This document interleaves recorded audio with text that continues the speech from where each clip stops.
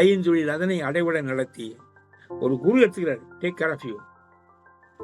வினையெல்லாம் அப்படியே வெளியே நிற்கும். ஆக்சிடென்ட்டு, டிசீஸ், வீட்டில் பிரச்சனை எல்லாம் வெளியே நிற்கும். எனக்கு இங்கே காதில் ஹெட்ஃபோன் இருக்கும். அங்கேருந்து மெசேஜ் வரும், அந்த பையனுக்கு 8ஆம் தேதி ஆக்சிடென்ட், நீ ஏன் உள்ள வச்சுருக்கிற, அனுப்பு, நீ கட்டு ஆக்சிடென்ட் அப்படியே வச்சுக்கோ, நான் அனுப்பும்போது பண்ணு. சரி, உனக்காக. அந்த பையன் இன்னைக்கு 15ஆம் தேதி பொண்டாட்டி கூட சண்டை போட்டு வெளியே போகணும், அவனை அனுப்பு சீக்கிரம், சண்டை ரெடியாக இருக்குது, மாயை கட்டுறான். ஓகே ஓகே, அது நடக்கும், கொஞ்சம் வெயிட் பண்ணு, 2 மாதம் டைம் கொடு. எல்லா வினைகளும் வெளியே நிற்க காத்துட்டு இருக்கும் குருவுக்காக. குரு கொஞ்சம் காற்றல் உள்ளவர். இப்போ நேற்று ஒரு படம் பார்த்தேன், காக்கி சட்டை. ஒரு இன்சூரன்ஸ் உள்ள ஒருத்தன் தப்பு செய்யறான், போலீஸ் அவனுக்கு தள்ளி கொடுக்குது, கிட்ட போகாதீங்க, இப்போ அரெஸ்ட் பண்ணாதீங்க, 2 மாதம் ஆகட்டும், ஆனால் எஸ்கேப் பண்ண வைக்கிறது. அது மாதிரி குரு என்ன செய்யற, எல்லா வினையும் தேக்கி வைக்கிறார். உங்களை வந்து பயங்கரமான அறிவாற்றலோட மாத்துறாரு.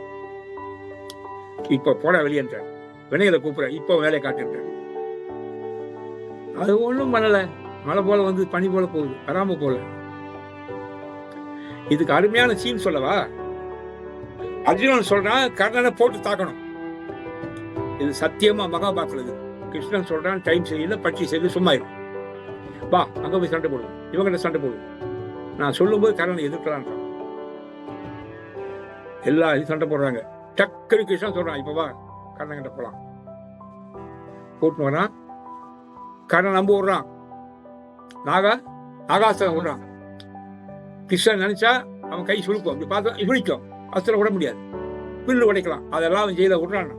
நீ விடு, பண்டை வினைப்படி அதுவாய் நிகழ்ட்டும், உள்ளபடி மூட்டி நான் பாத்துக்கிறேன்.